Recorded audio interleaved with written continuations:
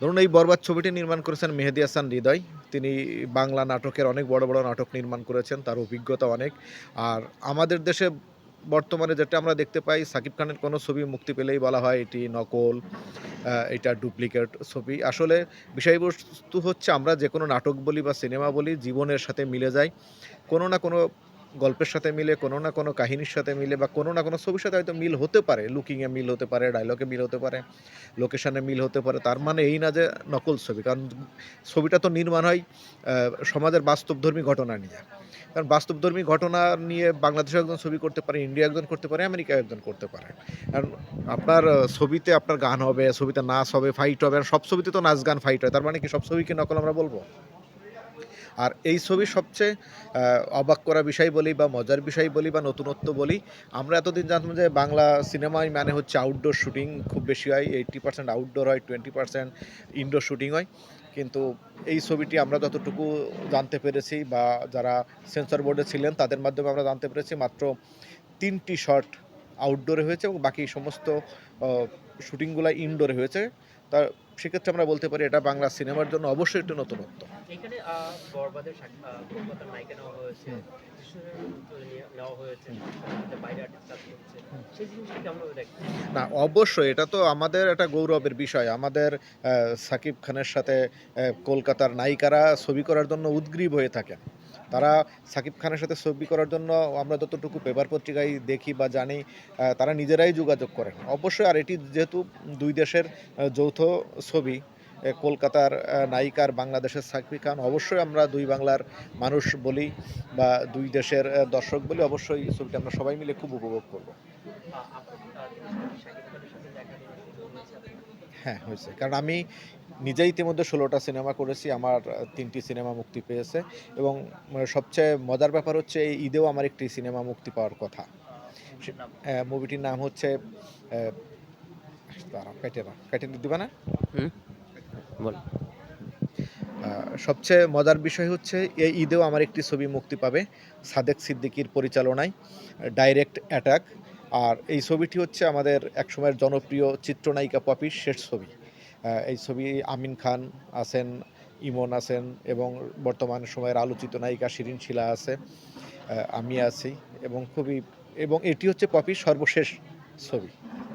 অনেকেই এখন ইন্ডাস্ট্রিতে শাকিব খানকে ছাড়া কেউ বিট করতে পারছে না। সবারই শাকিব খান একাই। শাকিব খানকে ছাড়া কোনো প্রযোজক, পরিচালক কেউ বিট করছে না। সেই বিষয়টা কেমনভাবে দেখবেন? দেখুন এইখানে প্রযোজকরা টাকা লগ্নি করে লাভের আশায়। লাভ না হোক কেউ লস করতে আসবে না। আপনিও একজন হ্যাঁ, পকেটের পয়সা কেউ মানে লস করার জন্য ফিল্মে আসবে না। ফিল্মে সবাই ব্যবসা করতে আসে। ব্যবসা না হোক অন্তত লগ্নিকৃত টাকা যাতে ফেরত আসে সে চেষ্টাই করবে। আর এই মুহূর্তে সাকিব খানের ছবি মানে হচ্ছে আ ছবি দেখার আগে বা ট্রেলার আসার আগে বলি বা আমরা টিজার আসার পূর্বেই ধরেন আপনার ১০০ হল পায়। তা ১০০ সাকিব খানের ১০০ হল পাওয়া মানে ৳১,০০,০০,০০০ মুক্তির আগেই প্রযোজকের পকেটে চলে আসে। কিন্তু অন্যান্য নায়ক আমরা যাদেরকে বলি তারা তো সুপারস্টার তো অনেক দূরের বিষয়।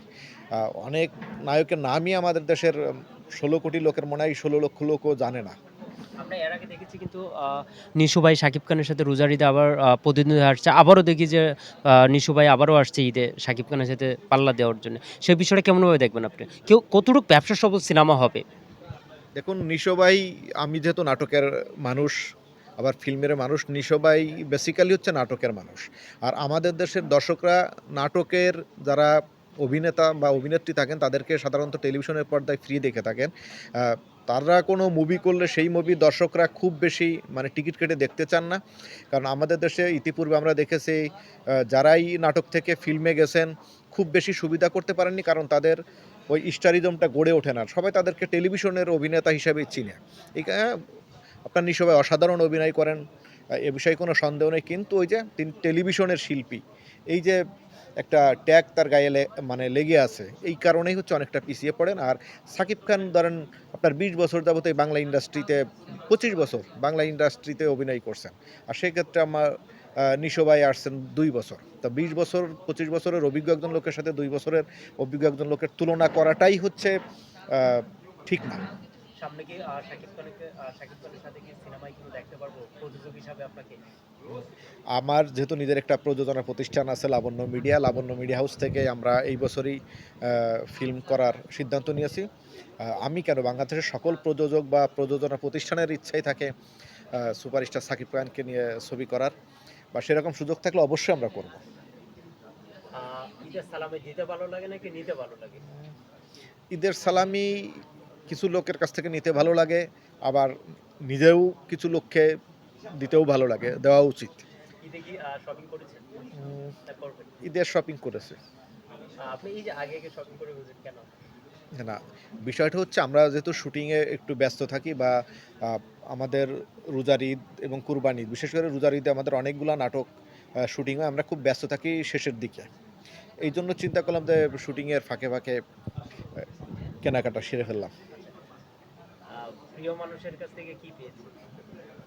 প্রিয় মানুষের কাছ থেকে তো ভালোবাসা পাই সারা বছর। আর ঈদের কথা যদি বলি, আমার প্রিয় মানুষ হচ্ছে আমার বউ।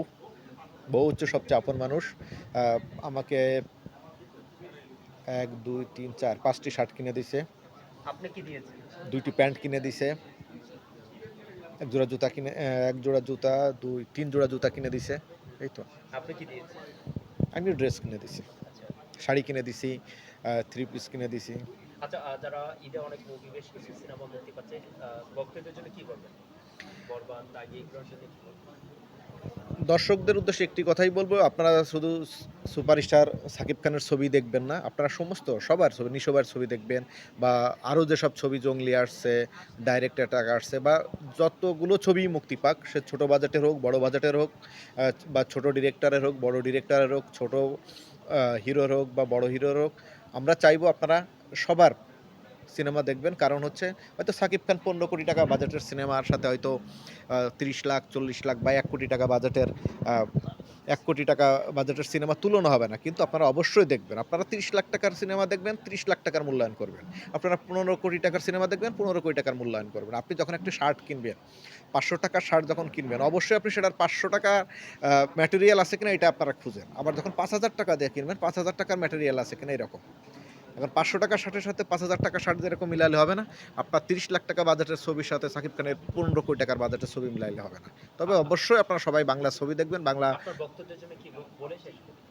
যেহেতু আমি নাটকের মানুষ, আর ঈদে আমার নিজেরও ফিল্ম মুক্তি পাচ্ছে, বলবো আপনারা তো টেলিভিশনে ফ্রি দেখতে পারবেন নাটকগুলি, পরবর্তীতে ইউটিউবেও দেখতে পারবেন, অনলাইনেও দেখতে পারবেন। এই ঈদে আমার প্রায় ৩৫টি সিঙ্গেল নাটক আসছে এবং 3টি 7 পর্বের নাটক আসছে। আপনারা তো অবশ্যই দেখবেন এবং হলে গিয়ে আমার সিনেমাটাও দেখবেন, এবং অন্যান্য সমস্ত অভিনেতাদের সিনেমা। শাকিব খানের আপনার চোখে কি অভিনয় চেঞ্জ হয়েছে?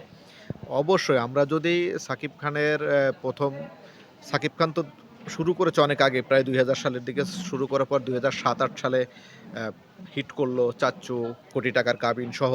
তখনকার অভিনয় যদি আমরা দেখি আর এখনকার অভিনয়ের ভিতর অবশ্যই অনেক পার্থক্য আছে। আর বিগত আমরা যদি বলি বছর দুয়েক অনেক পরিবর্তন নিজেকে করেছেন।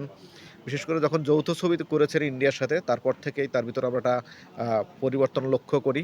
বিশেষ করে লাস্ট যে ৩টি ছবি তিনি করেছেন, আমরা যদি বলি সেক্ষেত্রে প্রিয়তমা, তুফান, অসম্ভব সুন্দর লুক ছিল, সুন্দর অভিনয় ছিল, সব কিছু মিলে অসাধারণ করেন এবং আমার কাছে মনে হয় বরবাদ ছবিটি সব কিছু ছাড়িয়ে যাবে।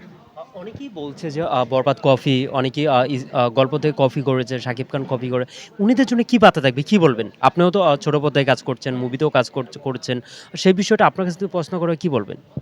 না, দেখুন, সবচেয়ে বড় বিষয় হচ্ছে এই ছবিটি নির্মাণ করেছেন মেহেদী হাসান হৃদয়। তিনি অনেক বিগ বাজেটের নাটক